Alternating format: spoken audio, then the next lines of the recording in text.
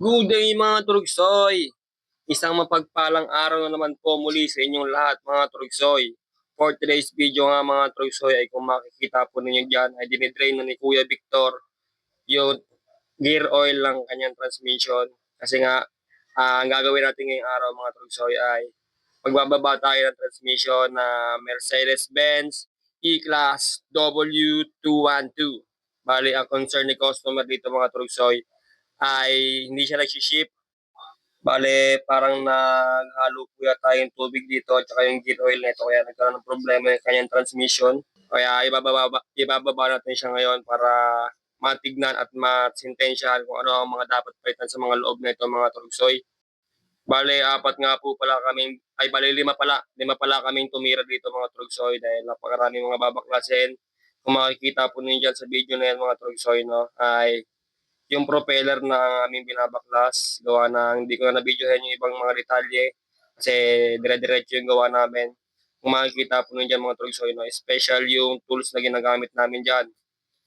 No, yung pagbabaklas ng propeller na yan, ay kung wala kang tools na ganyan, mahirapan ka dyan. Kasi yung tools na yan ay flower tools. Ibig sabihin, special yung tools na yan mga Trugsoy. At sumundo dito mga Trugsoy, ito na. Kung natanggal na yung lahat ng mga tornilyo dapat tanggalin o naluwagan na, ay ginadjack na ni paring Ronnie ko yung transmission niya. Bale, crocodile jack na napakalaki yung ginagamit namin dito para hindi tayo masyadong mahirapan sa pagbababa na ito kasi mabigat to. Kahit maliit yan, mabigat yan syempre kasi solid yung loob niyan, naman loob yan, purong bakal yan mga Trugsoy. At saka inalalayan na rin namin ng kahoy, kung makikita po ninyo. Lalagyan ng kahoy yung jack para solid yung salong-salo niya.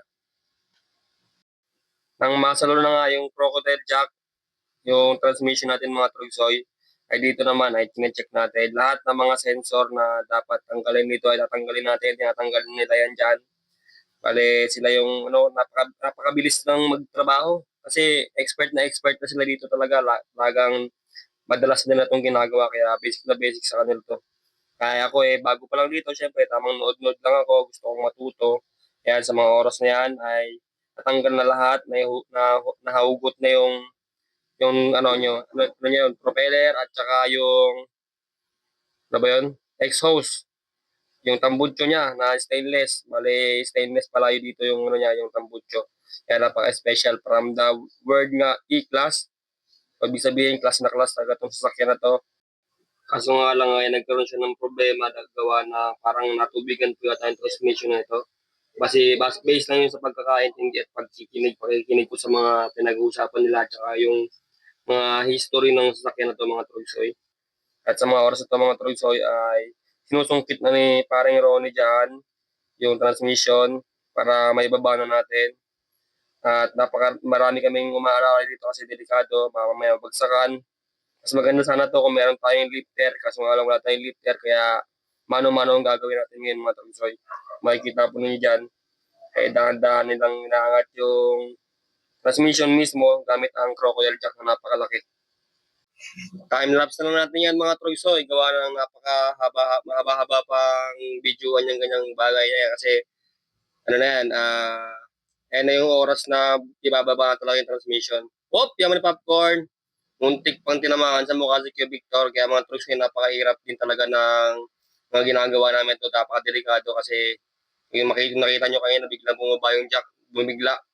At ito na nga, makalipas ng ilang oras o ilang minuto, pabaklas ng mga tornilyo, ito na yung transmission ng Mercedes-Benz E-Class W212.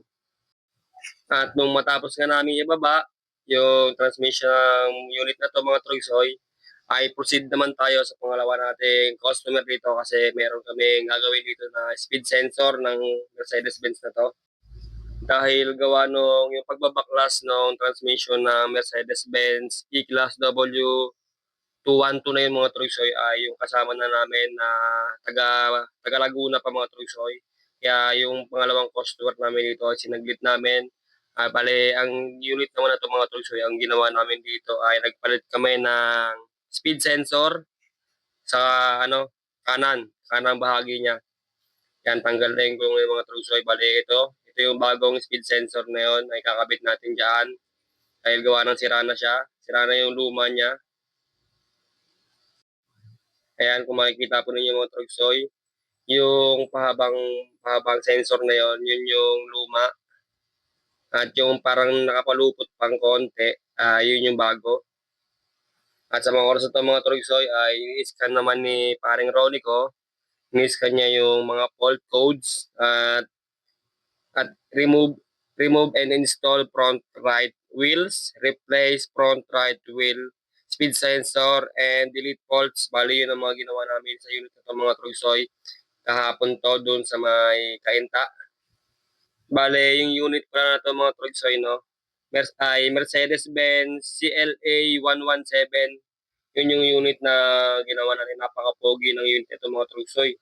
Kaya kapag sumakay ka rito, siguro kung ikaw mag-drive na ito, napakaangas. Ang sarap sa pakiramdam pag na-drive mo man lang to ba.